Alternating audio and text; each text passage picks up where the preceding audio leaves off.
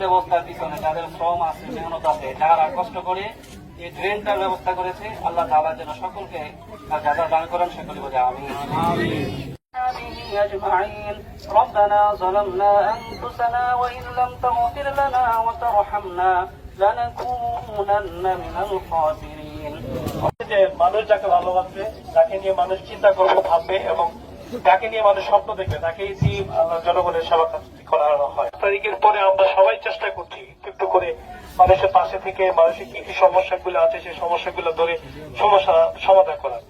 আপনারা দেখতে থাকবেন 2 দিন আগে আমাদের নেতা, আমাদের এশিয়া মধ্যে সবচেয়ে জনপ্রিয় নেতা, আমাদের সাংগঠনিক অভিভাবক, আমাদের নেতা জনাব তারেক রহমান, তাকে সাংবাদিক কিছু প্রশ্ন করেছিলেন। প্রশ্নের উত্তরে তিনি স্বাভাবিকভাবে নর্মালভাবে তিনি উত্তর দিয়েছিলেন, যেটি কিনা বাংলাদেশের মানুষ যেটা আশা করেছিলেন, যার কাছ থেকে যেটা প্রত্যাশা করেন যে আমার নেতা জনাব তারেক রহমান সেই প্রত্যাশা অনুযায়ী তার প্রশ্নের সাংবাদিকের প্রশ্ন উত্তর দিয়েছেন এবং জনগণের ভাগ্য নির্ধারণ করার ক্ষেত্রে কি কি করা প্রয়োজন সেটাও কিন্তু তিনি বলেছিলেন। রহমানের যে নির্দেশনা আছে 31 দফা কিভাবে বাস্তবায়ন করবে এবং সাধারণ মানুষ কোনটাতে করলে সাধারণ মানুষ ভালো থাকবে। দীর্ঘ 17 বছর আমাদেরকে যে ভর্তি করে স্বৈরাচার শেখ হাসিনা, তার দোসর শামীম ওসমান, তার ছেলে ওয়াহিদ ওসমান, তার যেভাবে আমাদেরকে জিম্মি করে রেখেছিল, এই এলাকায় আমি যতটুকু জেনেছিলাম মাদকের আড্ডা তৈরি করেছিলেন, কিশোর গ্যাং তৈরি করেছিলেন, যেটি কিনা এখন 5 তারিখের পরে সেটা বন্ধ হয়ে গেছে।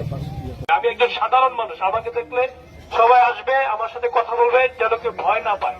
আমাকে জনাব তারেক রহমানের হাতকে শক্তিশালী করার জন্য নয়, আমরা আপনাদের হাতকে শক্তিশালী করার জন্য আমি এখানে এসেছি।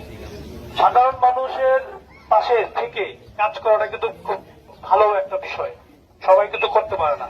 আমরা চাই বাংলাদেশ জাতীয়তাবাদী দলের যারা আমরা কাজ করছি, বাংলাদেশ জাতীয়তাবাদী দলের পতাকা দলের আমরা দিল্লি থেকে আসছি, শহীদ রাষ্ট্রপতি জিয়া রহমান বীরোত্তম, উনি যখন এই দেশটি এই দলটি গঠন করেন তিনি কিন্তু সাধারণ মানুষের কথা চিন্তা করে দল গঠন করেছিলেন। তিনি ডাক্তার, ইঞ্জিনিয়ার, কৃষক, শ্রমিক, পেশাজীবী সকল শ্রেণীর মানুষকে নিয়ে এই দল গঠন করেছিলেন। আজকে এখানে আমরা 3 থেকে 4 মাসের ভিতরে এই এলাকার যত রাস্তা অসম্পূর্ণ যে কাজগুলো আছে সেই সব অসম্পূর্ণ কাজ আমরা টেন্ডার করে সম্পূর্ণ করবো ইনশাল্লাহ। এটা কোনো আশাবাড়ি না, এটা আমারও কাজ না, এটা সরকারের কাজ। আমরা খালি তো সরকারকে সহযোগিতা করবো, যেটা কিনা